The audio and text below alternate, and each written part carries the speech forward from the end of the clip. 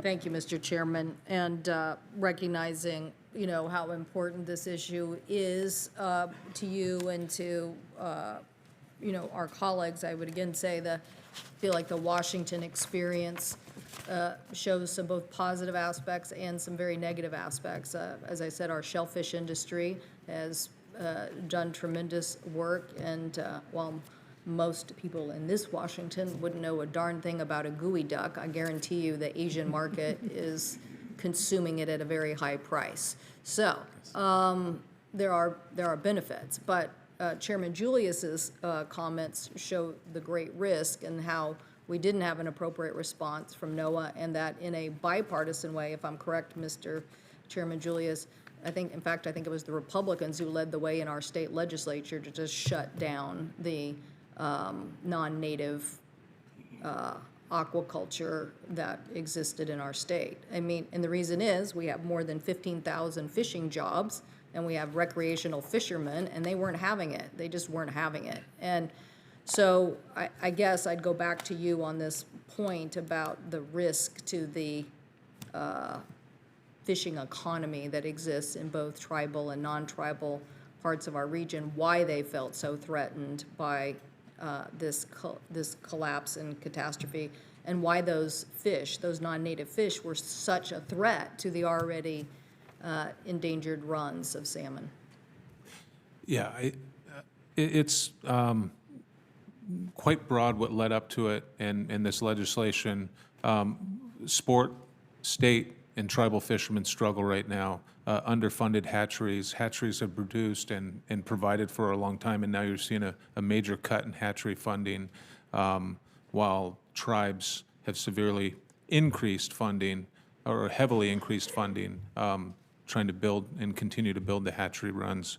And when the cleanup took place, sport fishermen, when we arrived on site, sport fishermen were notified before everyone, including tribal fishermen. Their attempt to pull these out of the water was unsuccessful because they have fed on, I'm not sure for lack of better terms, cat food form all their lives. So that's all they'd known. They didn't. They adapted after a couple of weeks when they were caught in rivers, 25 miles up local rivers. They've figured it out how to hunt after a short period of time, but immediately after the collapse, they couldn't hook them. So for many reasons, I think leading up to this,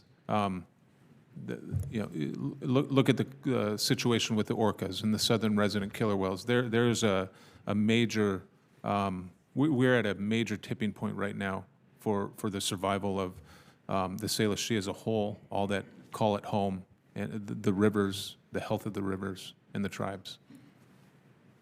Thank you. And so, do you have any idea how many people work at that particular Cook site? I want to say it was 58 maybe, or total. Yeah. So 58 people versus 15,000, and that's not even including, the diversity of our fishing economy downstream.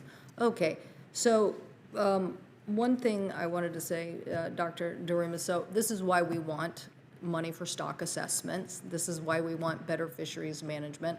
I don't agree that we can't do better on creating more wild fish. We already heard about the hatchery programs. This is going to be a challenge. It's not an either-or question, but we shouldn't be negligent in understanding the risk that this poses to our native sources of salmon in the Pacific Northwest, which is just vital. I can't even say how vital it is to the Northwest economy, and to say nothing of the larger economy in Washington, Oregon, and Alaska. So one thing I've also been impressed with is this issue, what I would call just scraps. The notion that the Trident seafood industry has now created a seafood pasta that's 10 grams of protein, or the fact that they're using the whole fish in fish powder, which I think we need to do a little bit more research on as we look at fishing protein issues on a global basis. Why shouldn't we just up the R&D budget on all of these things, in addition to this discussion we're having today? Thank you, Senator. I think you're absolutely right to point out that it isn't fully an either-or situation.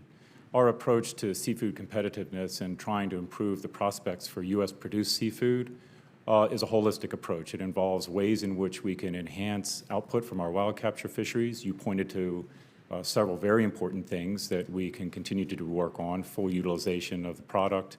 There are also issues around underutilized species. There's areas where we are capturing under quota, so we're not, our fishermen are not selling at a level that is sustainable. All of these things are very, very much a focus of the National Marine Fisheries Service and are complement to our focus on aquaculture. We do believe on a global basis, looking fundamentally at supply and demand, that the amount of increased wild capture output is not going to be sufficient to meet demand either U.S. or globally, and a balanced approach that can foster really responsible aquaculture, that can deal with risks like the escape risk that you've pointed to through close industry-government collaboration, improved engineering, risk management techniques, as the chairman pointed out, species selection. All of these kinds of issues are ways that governments can collaborate with industry to reduce the risk of these kinds of problems. In fact, for the countries that do report escapes, like the U.S. and Canada, I'm very sorry. I'm sorry, I'm over my time, so I want to let my colleagues, but I just want to make clear, too, that I'm also a believer in exporting Magnuson-Stevenson as a policy around the globe. If we're going to embrace this notion of aquaculture, we should also be embracing that the rest of the world could do very well, and we could benefit from it as well, of helping them understand fisheries management. What is sustainable fisheries management? Senator, I couldn't agree more. We do seek to do that, and we would love to see the U.S. get in a position of being able to do the same for the aquaculture sector. Set a high bar, sustainability-oriented, and hold the world to that standard. Thank you.